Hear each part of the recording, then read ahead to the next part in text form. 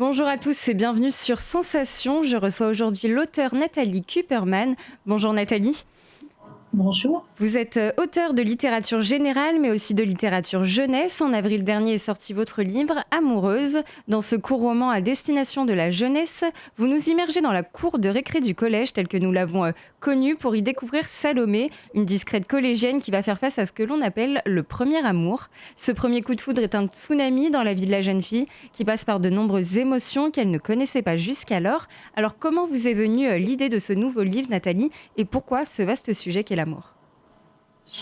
En fait, ça m'est venu parce que, d'abord j'ai une fille, je l'entends parler aussi avec ses copines et puis, et effectivement ça m'a renvoyée à mes premiers émois, et j'ai essayé de me non pas de me souvenir, mais d'essayer d'identifier, quels étaient, les bouleversements que ça provoquait de tomber amoureux pour la première fois.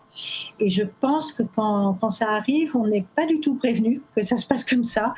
Et dans le livre Amoureuse, en tout cas, Salomé, par exemple, elle a le cœur qui bat, elle a les genoux qui tremblent. Enfin, c'est toute la partie physique qui m'a intéressée de traiter parce que je pense que les jeunes, voilà, tout d'un coup se trouvent face à des émotions et surtout à des manifestations qui les dépassent un peu. Comme nous l'avons dit, pour Salomé, ce premier coup de cœur va entraîner un chamboulement dans sa vie. Vous en parliez physiquement notamment. Comment se fait cette rencontre et que se passe-t-il à partir du moment où votre héroïne rencontre ce garçon ? Bah, d'abord, quand Julien entre dans la classe, parce que c'est un nouveau, donc il arrive, et tout de suite, c'est ce qu'on pourrait appeler le coup de foudre, c'est-à-dire que Salomé, tout de suite, ce garçon lui plaît, il a l'air un peu spécial, et voilà. Mais elle essaye, comme sa copine n'est pas très partante et ne le trouve pas si intéressant que ça, elle essaye de se dire qu'elle s'est trompée et que vraiment ce garçon n'a aucun intérêt. Mais c'est bien ce qui prouve que ça ne passe absolument pas par la volonté. Les sentiments sont là et à chaque fois qu'elle le voit, son cœur bat. Et donc, il va falloir qu'à un moment donné, effectivement, elle soit en face de ça. Je suis amoureuse de ce garçon. Et ils se heurtent comme ça un jour à la cantine. Et c'est presque, ils se heurtent parce qu'ils se rentrent dedans. Elle a une carafe d'eau, la carafe se brise.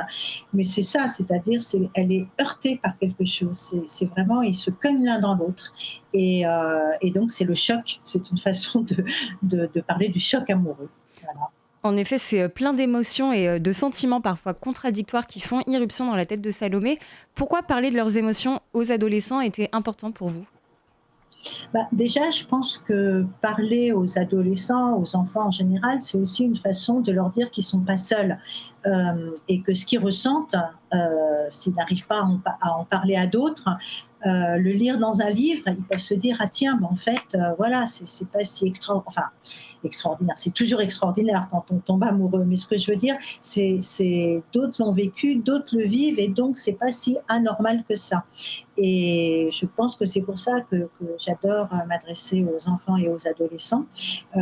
C'est voilà, c'est pour leur dire coucou, vous n'êtes pas tout seul.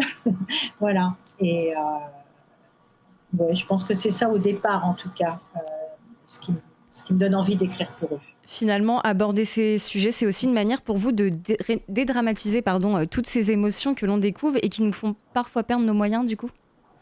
Mais oui, parce que perdre ses moyens, ça peut être à la fois très agréable, mais ça peut être aussi, je pense, très angoissant. Et par exemple, dans le roman Amoureuse, Salomé, elle n'arrive plus à se concentrer, elle n'arrive plus à elle se fâche avec ses parents, elle est très, comme on dit, soupe au lait, c'est-à-dire, et finalement, elle a l'impression qu'elle n'a plus de maîtrise sur elle-même. Et c'est ça qui peut être un peu angoissant quand on est en proie à un sentiment qu'on ne connaissait pas. Euh, voilà, donc Oui, parce qu'au travers de l'amour, vous abordez de nombreux sujets sur l'adolescence, que ce soit la découverte de soi, la relation avec les autres et notamment les parents, vous en parliez. L'adolescence, c'est parfois une période compliquée. Pourquoi vos lecteurs peuvent pleinement s'identifier aux personnages ? bah, ils peuvent s'identifier parce que c'est, comment dire, c'est un passage, enfin, en tout cas pour moi, l'adolescence, c'est vraiment un pivot très très important qui va déterminer tout un tas de choses dans la vie future.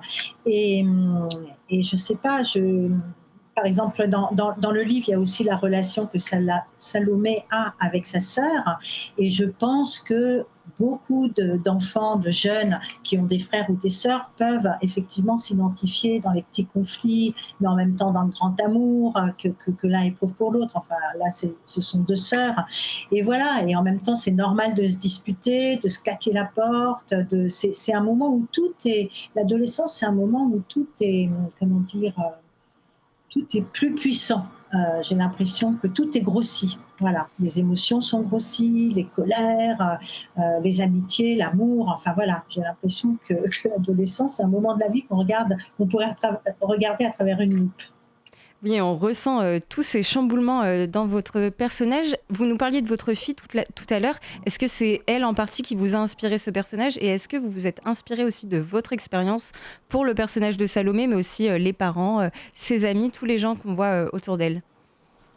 Écoutez, pas tout à fait, non, pas de ma fille. Moi, peut-être que j'ai essayé de me remettre un petit peu, dans la peau de celle que j'étais et qui tombait amoureuse, en effet, pour la première fois.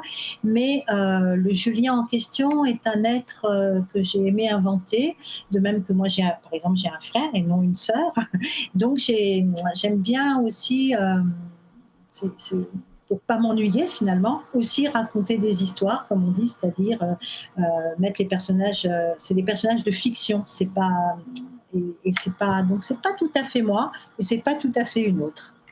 Vous n'hésitez pas à montrer les faiblesses de Salomé, mais aussi ses progrès et ses victoires. Être perdu face à ses émotions, c'est normal lorsque l'on est adolescent, mais aussi adulte finalement. Et on apprend toute sa vie à gérer ses émotions. C'est ce que vous essayez de nous expliquer dans ce roman.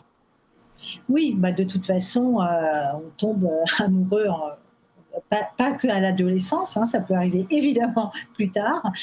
Ça arrive plus tard, de même qu'on peut être en colère plus tard, on peut être jaloux plus tard, on peut, voilà, effectivement, comme je le disais, il y a un instant, l'adolescence, c'est le moment où tout est grossi, où tout paraît incroyable, mais c'est la vie tout simplement qui est faite d'émotions et de changements, de transformations. Et parfois, j'ose espérer aussi qu'on évolue un peu au cours de sa vie. Nathalie Kuperman, vous avez écrit de nombreux livres jeunesse. Vous qui êtes aussi habituée à la littérature générale, qu'est-ce qui vous plaît finalement dans ce registre jeunesse? Bah, dans le registre jeunesse, ce qui me plaît, c'est je m'installe dans un univers différent. J'ai pas d'ailleurs de mal à passer de l'un à l'autre, ça se fait assez naturellement. J'aime aussi écrire des histoires pour les plus petits. Euh, je sais pas, c'est tout. Ce qui me plaît, c'est savoir que des enfants vont lire. Effectivement, quand j'écris pour les adultes, des adultes vont me lire, mais c'est pas ça qui me fait tant plaisir. Alors que de savoir que des enfants vont avoir mes livres entre leurs mains, ça, je sais pas, il y a quelque chose qui me réjouit, qui me touche.